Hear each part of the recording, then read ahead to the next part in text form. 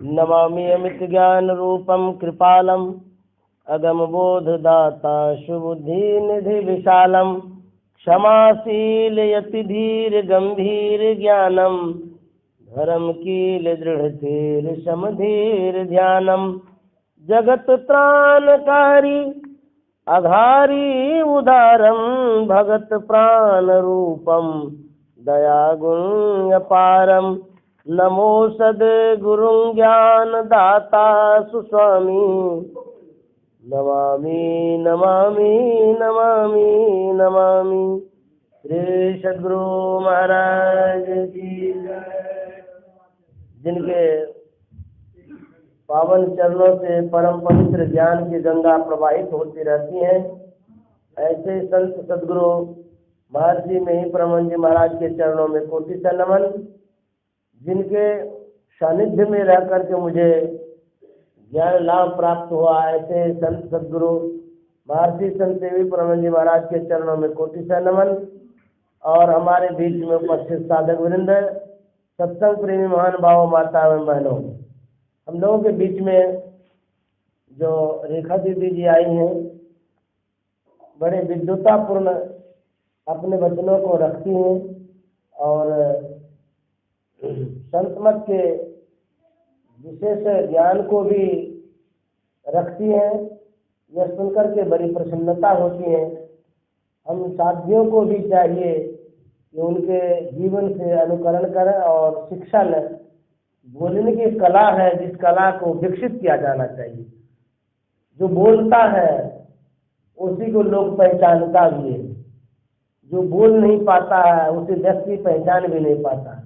आज तक इतिहास उन्हीं का बना है जो बोला है। जो चुपचाप रह गया है, शायद बिरले कोई होंगे महापुरुष संत जो मौन व्रत धारण किए होंगे, उनका इतिहास बना होगा। लेकिन इतिहास में जो मैंने पढ़ा है, जो बोला है उसी को लोगों ने जाना है। चाहे महात्मा गांधी हो, चाहे जो भी नेता हो या संत महापुरुष हो, इसलिए ये कला विकसित करनी चाहिए बोलने की। और हम आपके बीच में एक कबीर साहब की वाणी को रख रहे हैं और आप लोग ध्यान से सुनेंगे। हमन है इश्क मस्ताना 104 हमन को होशियारी क्या,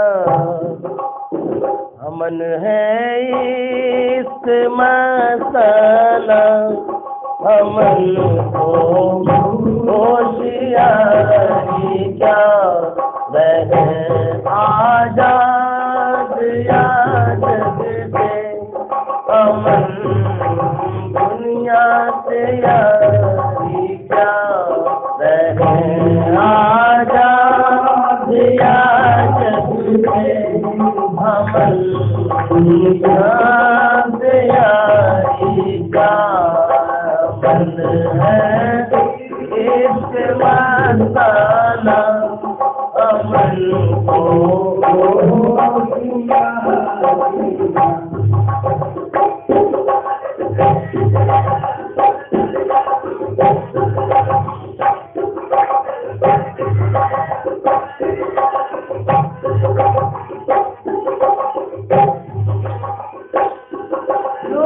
छुड़े प्यारे से भटकते दर बदर फिरते, जो बिछुड़े प्यारे से भटकते दर बदर फिरते, भटकते दर बदर फिरते, हमारा यार है हम में, हमारा यार है हम में, अमन को इंतजारी क्या, हमारा यार है हम में, अमन को इंतजारी क्या, अमन है इस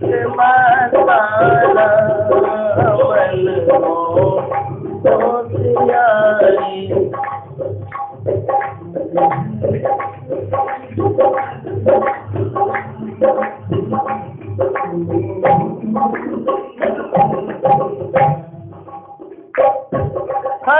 सब नाम अपने को बहुत कर सिर पटकता है। गलत सब नाम अपने को बहुत कर सिर पटकता है, बहुत कर सिर पटकता है। अमन गुरु नाम गाता है, अमन गुरु नाम गाता है। अमन या प्यारी जा, अमन गुरु नाम गाता है।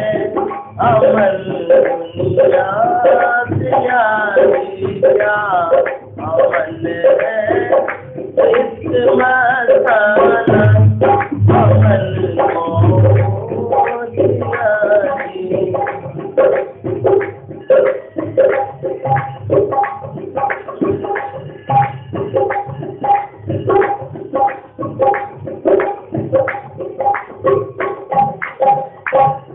न पल बिछोड़े पिया हमसे, न हम बिछोड़े पिया से।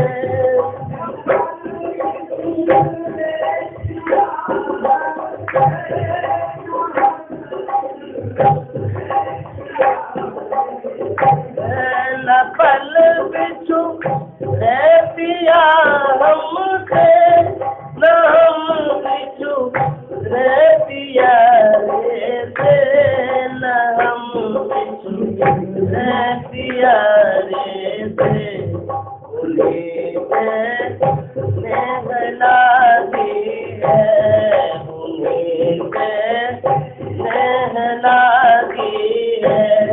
अमन को बेकरारी क्या, उन्हीं से स्नेह लागी है। अमन को बेकरारी क्या, अमन है इस मसाला, अमन को होशियारी प्यार है आजाद।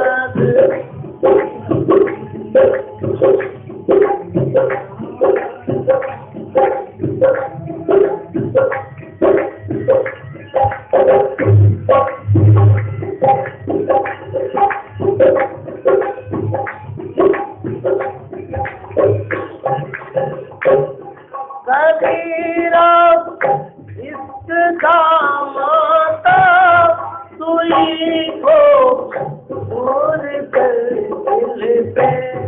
कबीरा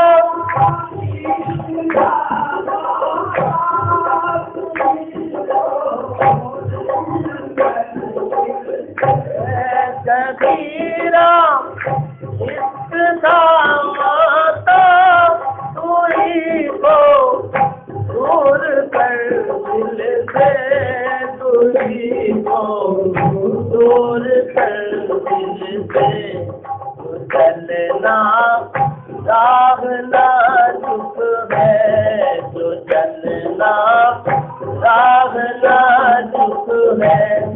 अमन सिर बोझ भारी क्या, जो चलना राह नाजुक है।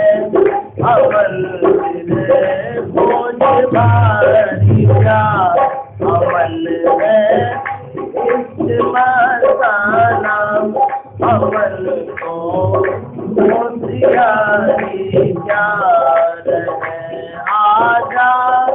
जग से अमन दुनिया प्यार। सद्गुरु महाराज भजन इसलिए सुना देता हूँ कि लोगों को अच्छा लगता है। अब भजन सुनने के बाद ताजगी भी आ गई और आलस भी भाग गया होगा। अब गुरु महाराज के पास ले चलता हूँ। गुरु महाराज का अखिल भारतीय सत्संग हो रहा था, उसमें विद्वान भिक्षु जगदीश काश्यप आए, उन्हें आमंत्रित किया गया था। अखिल भारतीय सत्संग था, भीड़ बहुत थी, उनकी सारी व्यवस्था अच्छी ढंग से कर दी गई थी। गुरु महाराज के आसपास में ही उनका कमरा भी था और गुरु महाराज को उस समय उसकी कुटिया में बासा दिया गया। उस समय के लोग इतने श्रद्धालु होते थे, नई नई कुटिया बनाकर गुरु महाराज को रखते थे। ये जीवन चरित्र में लिखा हुआ है। जब सबके सब सो गए, ब्रह्म मुहूर्त में घंटी बजती है। उस समय अखिल भारतीय में भी घंटी बजती थी, खूब जोर से घंटी बजाया गया। भिक्षु जगदीश काश्यप की नींद खुल गई। नींद जब खुली तो उन्हें आश्चर्य लगा कि महर्षि जी कौन पूजा करते हैं इतने अर्धरात्रि में, घंटी बजा रहे, इनकी कैसी पूजा पद्धति है, ये तो अभी अर्धरात्रि ही है, घंटी क्यों बज गई। उत्सुकता बस वो अपने कमरे से निकल करके देखने के लिए आए, मंच तक पहुंच गए। जब तक में ये मंच तक पहुंचे तब तक में जितने सत्संग प्रेमी थे सब सिद्धासन में बैठ करके कपड़ा से शरीर को ढक लिए थे और ध्यान कर रहे थे। जैसे ही उन पर नजर पड़ी, सत्संग प्रेमियों के ऊपर जब नजर पड़ी तो भिक्षु जगदीश काश्यप को भगवान बुद्ध की बात याद आ गई। वो किताब तो लिखे थे लेकिन देखे नहीं थे उनकी साधना पद्धति किस तरह से थी, लेकिन वो लिखे जो थे उनको पता था कि भगवान बुद्ध अपने शिष्यों के साथ अभ्यास करते थे, ध्यानाभ्यास करते थे। यह देख करके उन्हें बड़ा आश्चर्य लगा, तो भगवान बुद्ध की पद्धति जैसे लगती है। भगवान बुद्ध भी ऐसे अपने शिष्यों के साथ ध्यान करते थे। अच्छा, महर्षि जी के जितने अनुयायी हैं वो तो ध्यान कर रहे हैं, लेकिन इस समय महर्षि जी क्या कर रहे हैं। उनके मन में ये बातें उठती है कि महर्षि जी के सब शिष्य तो ध्यान कर रहे हैं इस समय 3 बजे, और महर्षि जी 3 बजे क्या करते हैं, धीरे कदम गुरु महाराज के कुटिया तरफ बढ़ते हैं। धीरे धीरे इसलिए गए कि आहट ना हो, आहट होने से यदि वो साधना में साधना भंग हो जाए। कुटिया के करीब जैसे ही पहुंचे झांकते हैं कुटिया के भीतर में कि महर्षि जी क्या कर रहे हैं, तो देखते हैं कि गुरु महाराज मशहरी लगा करके सिद्धासन में ध्यान में बैठे हैं। यह देख करके भिक्षु जगदीश काश्यप को बड़ा प्रभाव पड़ा। उन्होंने मन में सोचा, अरे ये तो भगवान बुद्ध ही मिल गए। भगवान बुद्ध जैसे ध्यान करते थे वैसे गुरु महाराज भी करते थे, और उन्होंने कहा ये तो भगवान बुद्ध ही मिल गए। कहा ही नहीं बल्कि संत मत से वो दीक्षित भी हो गए। हमारे गुरु महाराज ध्यान करते थे, ऐसा नहीं कि चेला को बोल दिए कि तुम ध्यान करो और अपने शयन कक्ष में सोए हुए हैं। ऐसा गुरु महाराज नहीं करते थे। गुरु महाराज जो कहते थे करते भी थे, लेकिन हम आप कहते तो हैं लेकिन कर नहीं पाते हैं, क्षमता नहीं है उतनी। गुरु महाराज ने एक बार हमारे गुरुदेव महर्षि संतसेवी जी महाराज से कहा कि संतसेवी जी मुझे ब्रह्म मुहूर्त में जगा दीजिएगा। अब बुझिए, जो दुनिया को जगाने के लिए आए हैं वो कहते हैं कि हमको जगा दीजिएगा। हुजूर तो आज्ञा के पालक थे, आज्ञा पालन करते थे। वो जो कह दिए गुरु महाराज बस वही सत्य हो गया। एक बार शायद शनिवार था या कौन बार था पता नहीं, रविवार नहीं था। गुरु महाराज ने कहा नख काटने के लिए। हुजूर ने कहा कि सरकार आज तो रविवार नहीं है। गुरु महाराज ने कहा नहीं आज रविवार है। तो हुजूर ने कहा हाँ सरकार आज रविवार है। दूसरे ही दिन था, गुरु महाराज कहा दिया रविवार है तो रविवार ही है। वो रविवार ही बन गया। ऐसे आज्ञा पालक थे। तो हुजूर सोचते हैं कि गुरु महाराज को उठाना है तो पहले हमको उठना पड़ेगा। ब्रह्म मुहूर्त में पहले हम उठेंगे तब ना गुरु महाराज को उठाने जाएंगे। एक घड़ी रख लिए पास में अलार्म वाली, तो अपना लगा लिए और सो गए। अलार्म की घड़ी बजी, हुजूर उठ गए। उसके बाद चले गुरु महाराज को उठाने के लिए। जैसे ही पहुंचे दरवाजे के पास, हुजूर अभी बोले भी नहीं है और उसके पहले ही गुरु महाराज कहते हैं कौन, संतसेवी जी। बोले हाँ हुजूर। अच्छा जाइए ध्यान करने। वो चले गए ध्यान करने के लिए। उसके बाद दूसरे दिन ठीक उसी तरह से फिर गए उठाने के लिए। जैसे ही दरवाजे पर पहुंचे, हुजूर बोले ही नहीं है। गुरु महाराज बोलते हैं कि कौन? संत सेवी जी। बोले हाँ हुजूर। अच्छा जाइए ध्यान करने के लिए। हुजूर के मन में होता है, गुरु महाराज तो बोले थे जगाने के लिए, जब जब आता हूँ तब तो गुरु महाराज जग ले रहते हैं, ये क्या बात हो गई है। संत के अंदर में देखिए कितनी क्षमता होती है।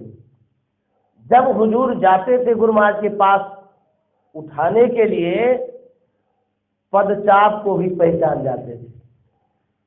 धीरे कदम जाते थे, लेकिन उस धीरे कदम में जो ध्वनि होती थी, आवाज होती थी, उसको भी गुरु महाराज पहचान जाते थे।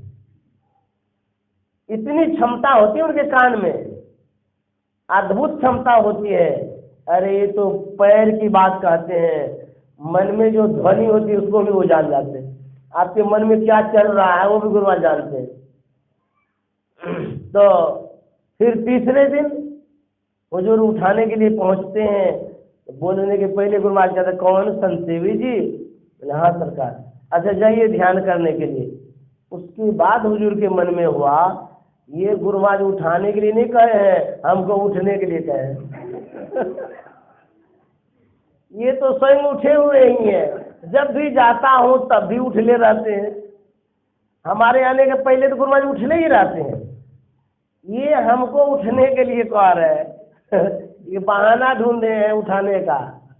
उसके बाद हुजूर समझ गए एक बात क्या है, हमारे गुरु महाराज ध्यान करते भी थे, करवाते भी थे, ऐसे पक्के थे हमारे गुरु महाराज। और गुरु महाराज ने जो साधना की जो अनुभूति हुई, उन अनुभूतियों को हम लोगों के बीच में रखा।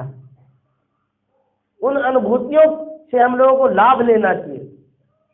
बाबा देवी साहब जैसे पक्के गुरु के शिष्य थे हमारे गुरु महाराज।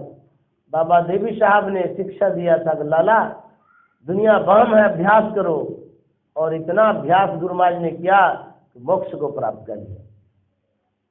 गुरु महाराज बहुत साधना किए हैं, एकांत में रह करके, गुफा में रह करके साधना किए। जब उन्हें ज्ञान हो गया तब प्रचार प्रसार करने लगे। गुरु महाराज बड़े दयालु थे, बड़े कृपालु थे। उनकी दयालुता की बात क्या कहेंगे। एक बार एक दुमका के सत्संगी कारूदास हरिजन थे, वो गुरु महाराज के पास आए जिला वार्षिक सत्संग लेने के लिए, जबकि उनकी आर्थिक स्थिति बड़ी दयनीय थी। दूसरे के यहाँ रस्सी बांट करके जीवन यापन करते थे, लेकिन श्रद्धा बहुत थी। गुरु महाराज से निवेदन किया गया, गुरु महाराज ने भी समय दे दिया।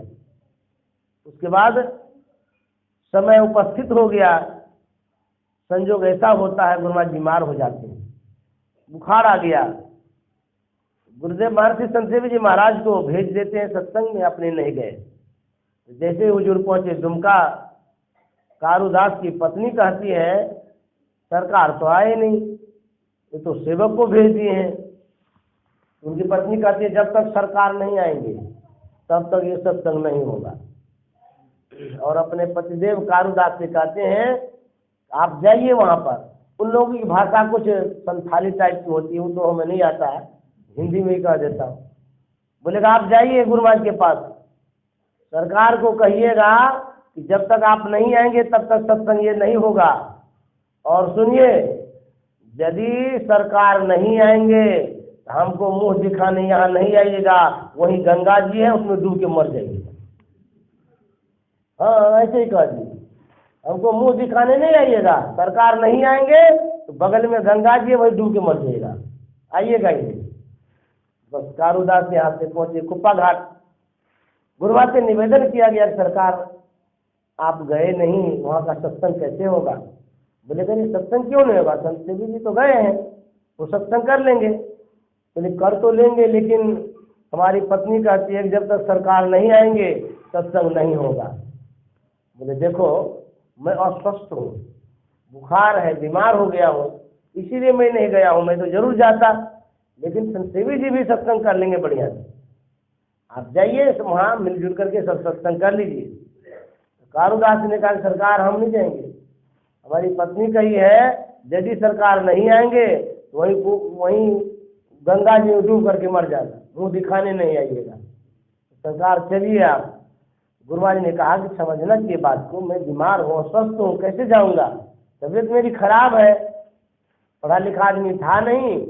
कारूदास ने कहा कि सरकार मैं जाति का हरिजन हूँ, इसीलिए नहीं जाना चाहते हैं। अब देखिए भावना इनकी क्या। गुरु महाराज वास्तविक बात कर रहे थे, मैं बीमार हूँ, ये कहते मैं हरिजन हूँ इसीलिए नहीं जाना चाहते। गुरु महाराज ने कहा चलो मैं चलूँगा, व्यवस्था करो मैं जा रहा हूँ। अब क्या गुरु महाराज सोचे कि इनके मन में भावना कुछ और है। उसी समय व्यवस्था की गई, फिर गुरु महाराज को ले गए। सुनते हैं सत्तू का भंडारा हुआ था। बेचारा भंडारा तो नहीं कर पाए लेकिन सत्तू खिलाया था सबको। फिर अपने घर पर ले गए।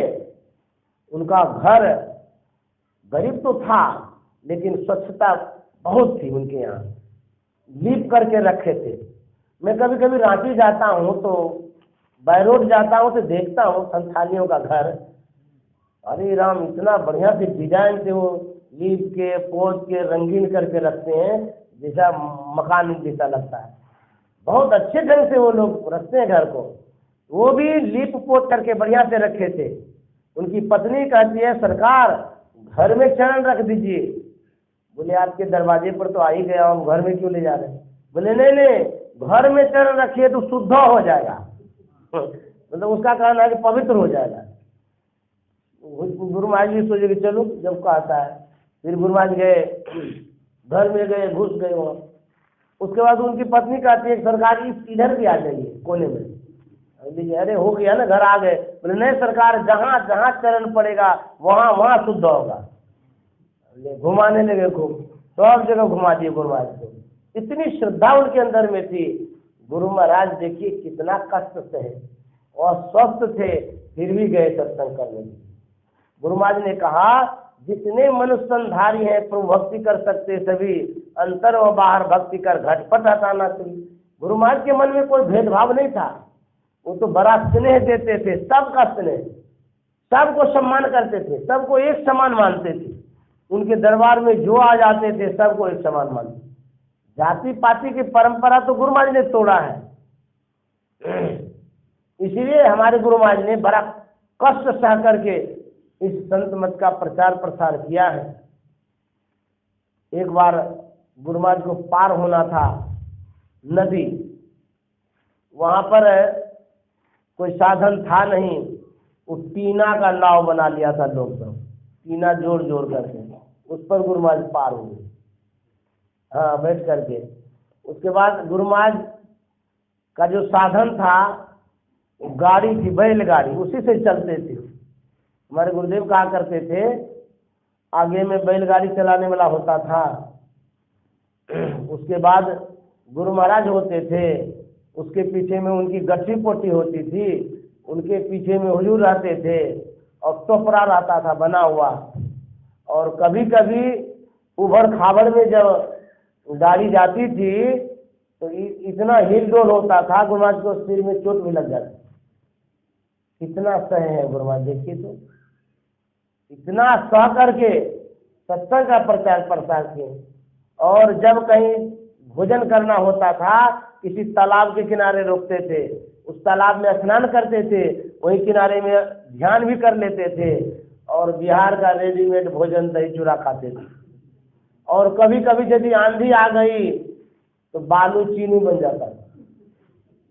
इतना भी गुरु महाराज सहे हैं, बहुत कष्ट से है इस मत का प्रचार प्रसार। इसीलिए गुरु महाराज कहते हैं आओ वीरो मर्द बनो अब, जेल तुम्हें तजना होगा। आओ वीरो मर्द बनो अब, जेल तुम्हें तजना होगा। मननी ग्रह के समर क्षेत्र में बल मुक्तिर डटना होगा।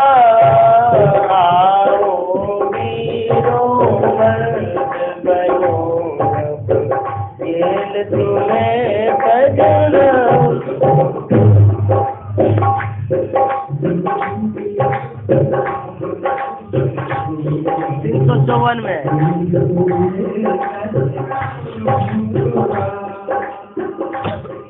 354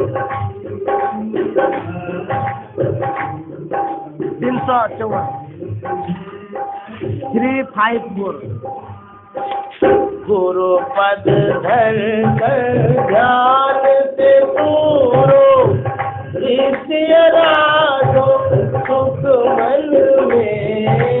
गुरु पद धर कर ध्यान से ऋषि राजो सुख मन में।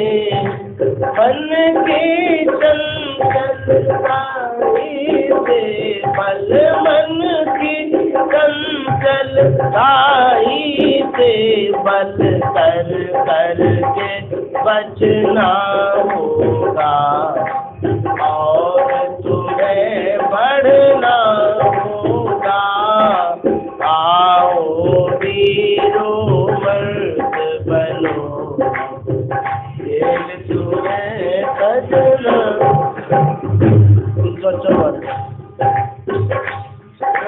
मर्द बनो अब खेल तुम्हें सजना होगा।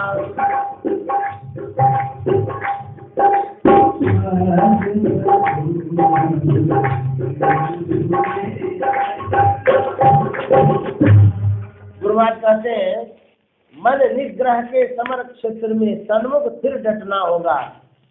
हम लोग अभ्यास करते हैं, ध्यानाभ्यास करते हैं, इसमें हम लोग लड़ते हैं। बाहर में मत लड़िए, भीतर में लड़िए। बाहर में लड़ने से विशेष बहादुरी नहीं होती है, मन के साथ लड़ने से विशेष बहादुरी होती है। कहते हैं जो लाखों योद्धाओं को जीतता है संग्राम में, वह विशेष योद्धा नहीं कहलाता है। यदि कोई एक मन को जीत ले, वो सबसे बढ़कर के योद्धा कहलाता है। हम अपने मन से नहीं लड़ते हैं, मन से पछड़ते रहते हैं। मनवा जो कहता है सो करते हैं। रसगुल्ला खिलाते हैं, टिकरी खिलाते हैं, बढ़िया से सुलाते हैं, खूब बढ़िया से घुमाते हैं। मन कहता है कि चलो मॉल में घूमो, घुमाते हैं कि नहीं घुमाते हैं? एक बार भी मन को तो नहीं कहते हैं कि रे मनमा तुमको इतना सुख सुविधा देते हैं, थोड़ा एक बार मेरा बात भी मान लो, थोड़ा अभ्यास कर लो। इन्हें कहेंगे, मन से डरते हैं आप। कहना चाहिए, मन जो कहता है सो आप करते हैं, लेकिन जो आप कहते हैं सो मन नहीं करता है। कैसे आदमी आप लोग? कहते हैं मन की लड़ाई है, मन निग्रह। मन का जब सिमटाव करते हैं, समेटते हैं, तो कहते हैं ये समर क्षेत्र, लड़ाई का मैदान है। मन निग्रह के समर क्षेत्र में सन्मुख स्थिर डटना होगा। आमने सामने की लड़ाई लड़नी पड़ेगी, पीठ पीछे करेंगे तो लड़ नहीं सकेंगे।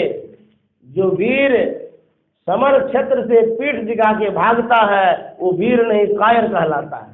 उसी तरह से जो अभ्यास में बैठता है, उठता नहीं है, हिलता भी नहीं है, तो वही वीर है। नहीं तो आंख बंद करते हैं और मन इधर उधर छटपट करता है, चट से आंख खोल लेते हैं, उसके बाद दूसरा काम करने लग जाते हैं। ये मन जो है आपको तंग करता है, परेशान करता है, तो कहते हैं आप में दृढ़ता होनी चाहिए। बैठे ही रहिए, उठिए नहीं।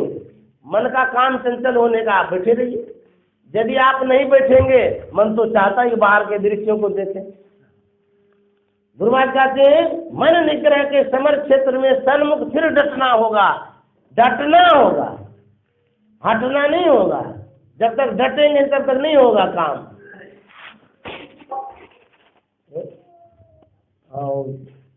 कहते सामने से पीछे मत घसटिए, बैठे ही रहिए।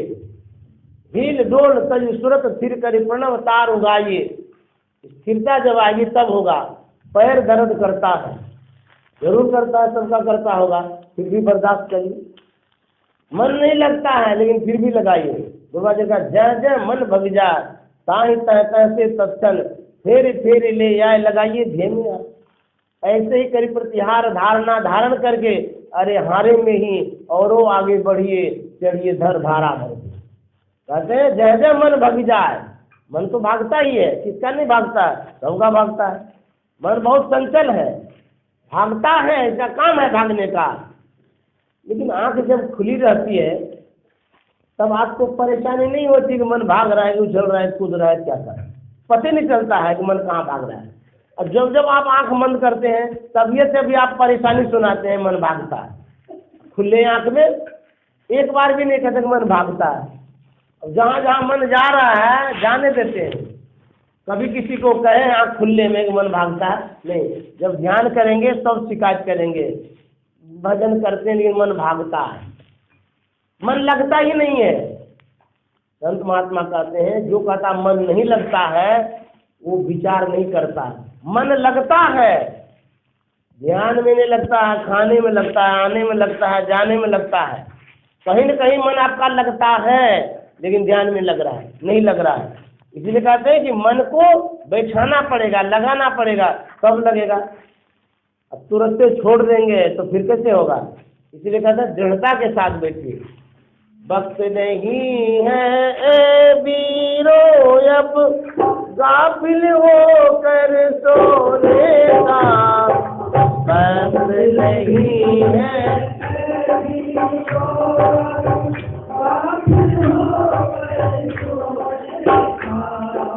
वक्त नहीं है ए वीरो अब गाफिल हो कर सोने का, वक्त नहीं है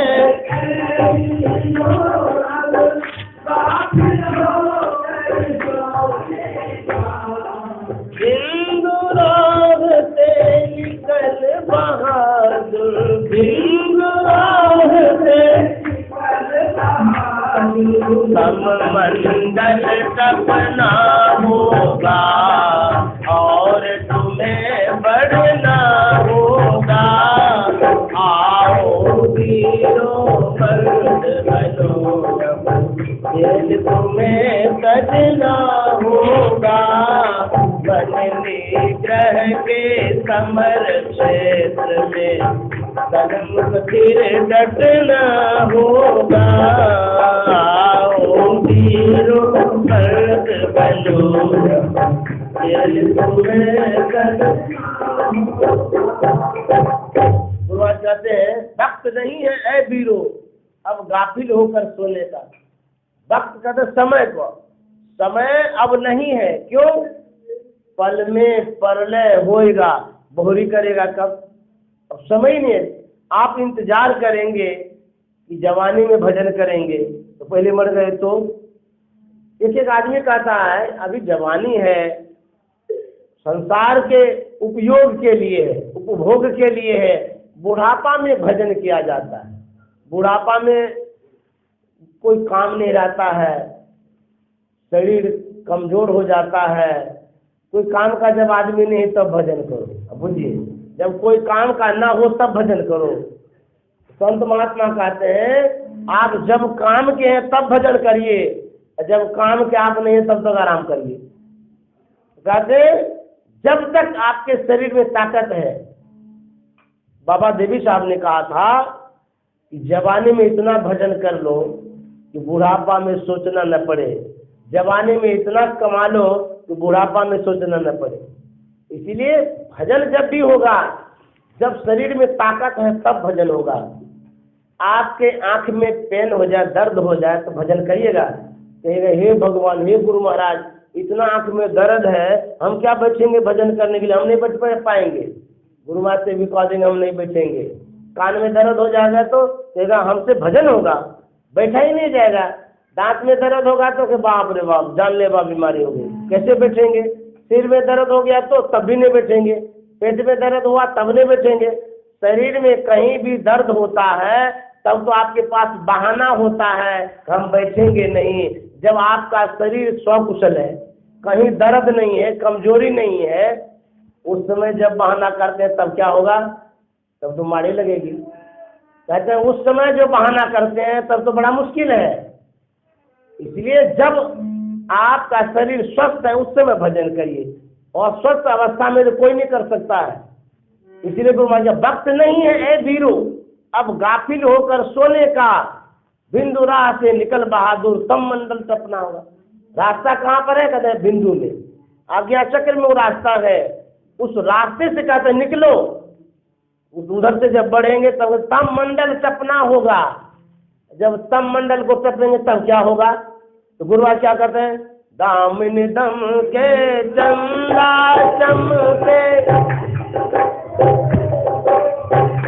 मान के दामिनी दम के चंदा चमके, सूर्य से जो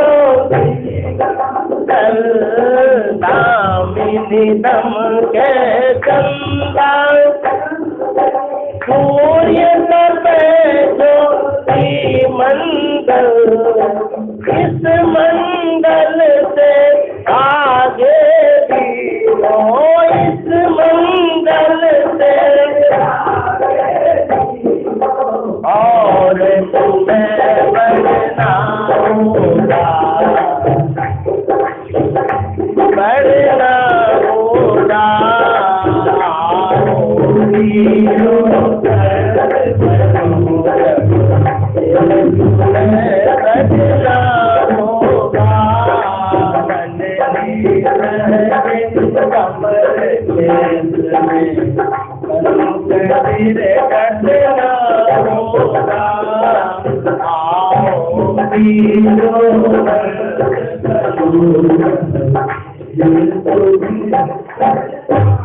गुरुवार कहते हैं जब तम मंडल से आगे बढ़ेंगे तब दामिनी दम के, दामिनी कहते हैं बिजली को, प्रकाश को, दम के विशेष प्रकाश मिलेगा और वो उपस्थित हो जाएगा, प्रकाश मिल जाएगा। दामिनी दम के चंदा चमके, चंद्रमा का भी दर्शन होगा, और सूर्य तपय ज्योति मंडल कहते प्रखर सूर्य का दर्शन होगा, ज्योति मंडल का दर्शन होगा। मंडल कहते हैं कुछ विशेष क्षेत्र जो होता है, जैसे कारागेल है वो मंडल है, कुछ दूरियों तक घेरा हुआ रहता है उसको मंडल कहते हैं। उसी तरह से अंधकार का भी मंडल होता है, प्रकाश का भी मंडल होता है। उस मंडल में हम प्रवेश करेंगे। जो क्षेत्रफल है, लंबाई चौड़ाई जो कुछ भी है, वहाँ पर किरणें फैली हुई है। तो मान लिया जाए आप एक गेट से प्रवेश कर रहे हैं, तो गेट से जो प्रवेश कर रहे हैं वहाँ की जो किरण है, वहाँ का जो प्रभाव अलग होगा। जब आप केंद्र में पहुँचते हैं उसका प्रभाव अलग होगा। इसीलिए गुरु महाराज दामिनी दम के चंदा चमके, सूर्य तपे ज्योति मंडल, इस मंडल से आगे बीरो और तुम्हें बढ़ना होगा। गुरु महाराज कहते हैं ज्योति मंडल से भी आगे बढ़ना होगा। कहाँ तक बढ़ना होगा? शब्द मंडल में सार शब्द ध्वनि गुरुबन हो कर लेना। शब्द मंडल में सार शब्द गुरुबन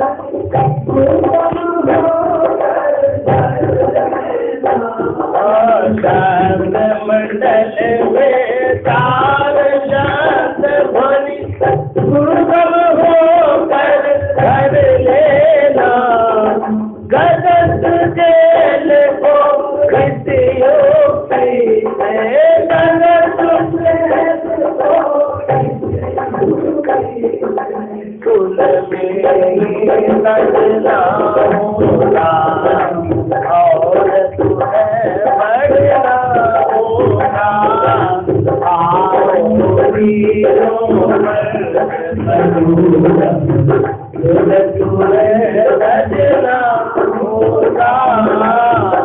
आओ वीरों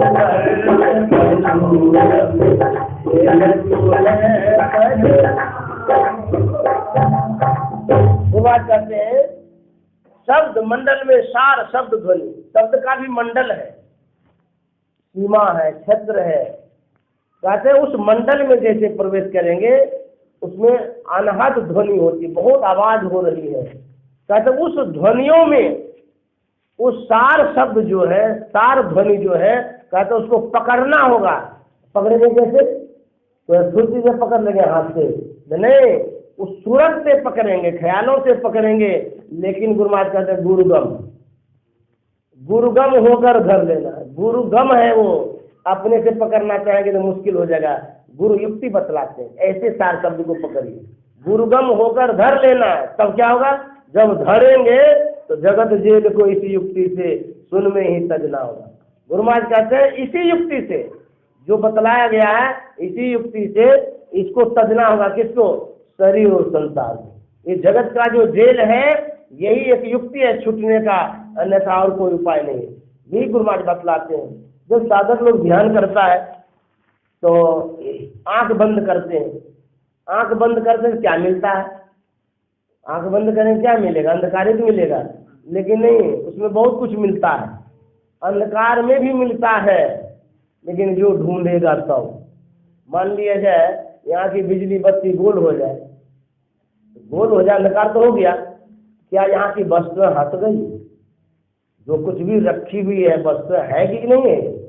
अंधकार में भी है, लेकिन पकड़ में नहीं आ रहा। वहाँ भी वस्तुएं हैं।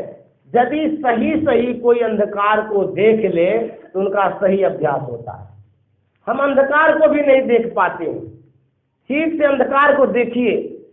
यदि सही ढंग से अंधकार को देख पाइएगा तो वो बहुत बड़ा अभ्यास होता है, उसमें भी मन लगेगा और बहुत पुण्य होगा। कोई कहता है कि कितना बरस से देखते आ रहे हैं तो पता नहीं चलता है। गंगा जी में अगाध जल राशि है। 1 कुंटल पानी निकाल लीजिए और इंची से नापिए कितना घटा है, पता चल जाएगा। अरे पानी निकाले नहीं निकाले? आँख से निकाल, अपने से तो निकाले। 1 ड्राम मान लीजिए पानी निकाले, आप तो निकाले हैं। इंची से नापिए तो 1 ड्राम जो निकाले घटता है बढ़ता है? कुछ नहीं पता चलेगा। क्यों? विशालता, अगाधता है, बहुत पानी है, इसीलिए नहीं घटता है। ठीक उसी तरह से हम लोग जो ध्यान करते हैं, जिस तरह से कर रहे हैं अभ्यास, उसमें भी अंधकार फटता है, घटता है। हमारी यात्रा जो चल रही है ये सही है। इसी तरह से चलते रहिए। ऐसा न सोचने कुछ मिल ही नहीं रहा है, अरे जिस दिन मिल जाएगा उस दिन क्या करिएगा? फिर तो कहिएगा हो ही गया, अब क्या करेंगे? इसीलिए होने दीजिए, घबराने की कोई बात नहीं है। जिस दिन मिल ही जाएगा, काम खत्म हो गया, फिर क्या ध्यान करेंगे? जिनको मिल जाएगा वो काहे के लिए ध्यान करेगा? तो जब तक नहीं मिला है तब तक जो कर रहे हैं ठीक है कर रहे, करते रहिए। और आपकी यात्रा दूरी तय हो रही है, पता नहीं चलता है। जो कर रहे हैं, जितना अभ्यास जैसे कर रहे हैं, उसमें दूरियां कम होती जा रही हैं। यदि इस तरह से अभ्यास नहीं करते तो इतना दूर भी नहीं आते जितना दूर अभी आए हैं। घटता जरूर है। एक हथौड़ा जब पहाड़ में मारते हैं तो कहेंगे ये बाप, पहाड़ में 1 हथौड़ा, इससे क्या होगा? तो यदि आप 1 हथौड़ा से शुरू न करें तो वो पहाड़ में 100 हथौड़ा भी नहीं लगेगा, टूटेगा नहीं। पहला हथौड़ा भी बहुत जरूरी है। पहले हथौड़े शुरू करते हैं, उसी तरह से हम लोग धरे रहे, पकड़े रहे, करते रहे, ये भी जरूरी है। जो कर रहे हैं ये जरूरी नहीं है, ये आपका कामयाबी हो रहा है, सफलता मिल रही है, यही सफलता है आपकी। आप सोचिएगा कि हमको प्रकाश अभी तक नहीं मिला, मिलेगा ना? आप करते तो रहिए, जरूर मिलेगा। श्री सद्गुरु महाराज की जय। मिलेगा तो किसी को बताइएगा भी नहीं। आरती संग